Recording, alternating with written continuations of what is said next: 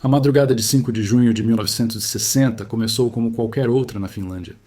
O Lago Bodom, cercado por florestas densas e com águas tranquilas, refletindo a luz pálida da lua, parecia um cenário perfeito para um acampamento de verão.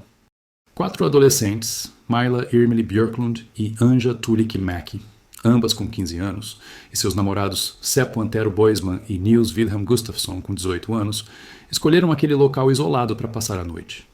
Eles estavam ansiosos para desfrutar da liberdade da juventude, longe da supervisão dos pais. Mas o que deveria ser uma noite de diversão e aventura se transformou em um dos crimes mais brutais e misteriosos da história da Finlândia. O dia anterior foi tranquilo. O grupo chegou ao lago à tarde, montou a barraca e passou as horas seguintes conversando, nadando e aproveitando o clima agradável. No início da noite, a luz do sol ainda persistia no horizonte, como acontece nos verões do norte da Europa. Tudo parecia normal.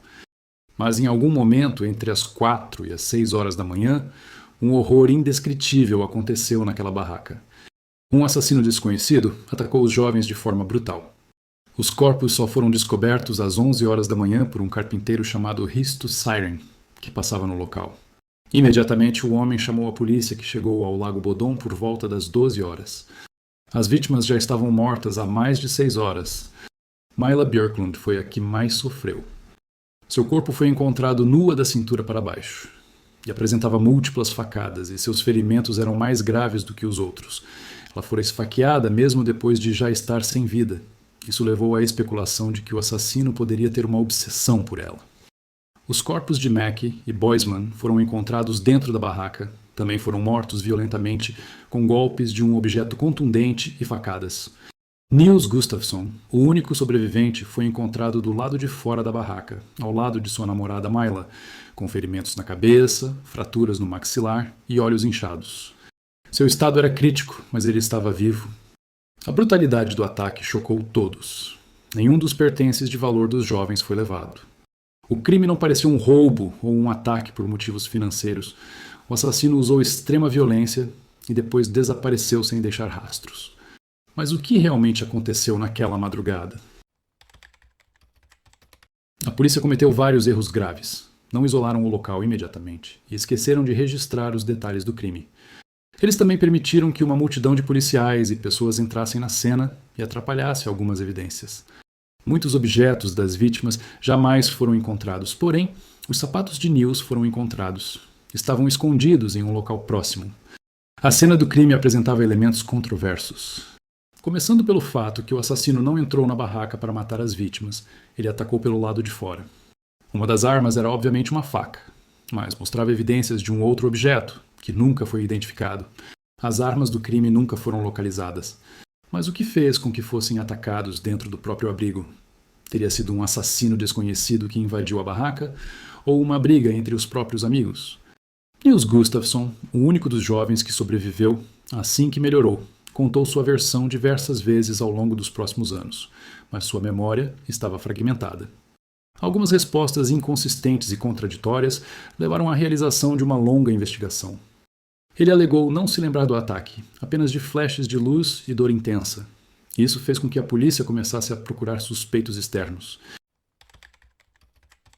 Ao longo das décadas, diversos nomes foram associados ao crime do Lago Bodom. Algumas teorias eram baseadas em evidências concretas, enquanto outras eram mais especulativas.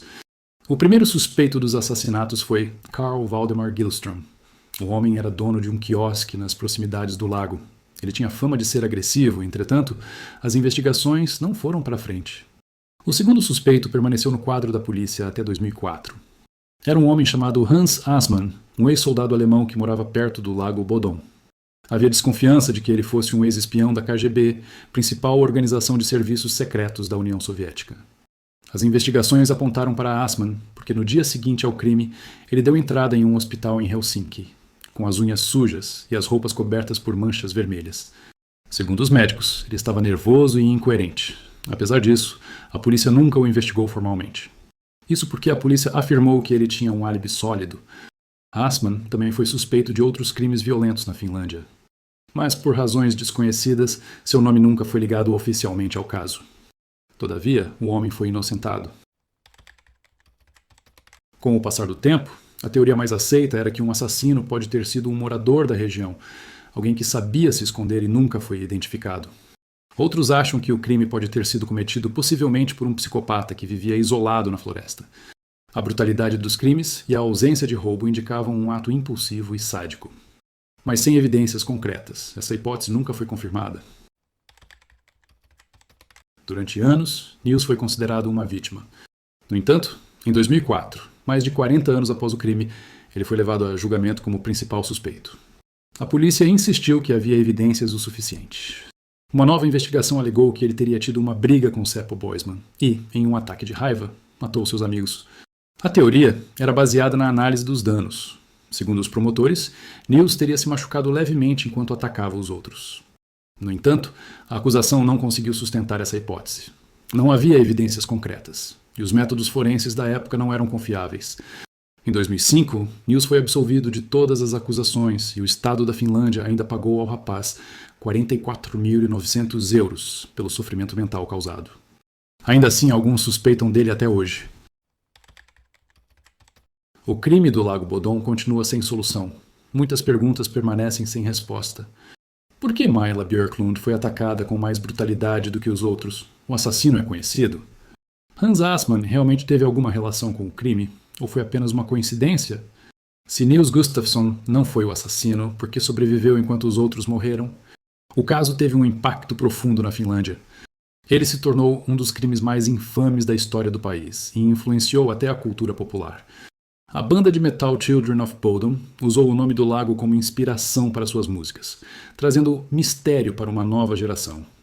Hoje, o Lago Bodom continua sendo um local frequentado por turistas e campistas.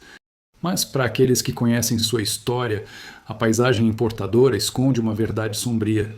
O silêncio das águas pode ser enganado, pois, em algum lugar, a verdade sobre aquela noite de 1960 ainda espera para ser descoberta.